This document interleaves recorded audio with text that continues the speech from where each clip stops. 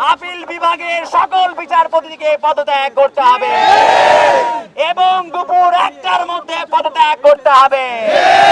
যদি দুপুর 1টার মধ্যে পদত্যাগ না করে তাহলে আমরা ছাত্র জনতা ঐক্যবদ্ধভাবে প্রধান বিচারপতির বাসভবন ঘেরাও করব। যদি তারপরেও তিনি পদত্যাগ না করেন তাহলে আমরা গণভবনের পরিণতির দিকে যেতে বাধ্য হব।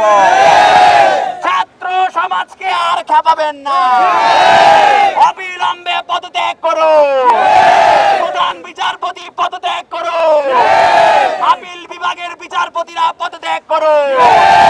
জনগণকে অবজ্ঞা করার পরিণতি শেখ হাসিনা টের পেয়েছে। আমাদেরকে আর খেপাবেন না। ছাত্র জনতা খেপলে কিন্তু পালানোর জায়গা পাবেন না। সুপ্রিম কোর্টে কোনো দালালি চলবে না।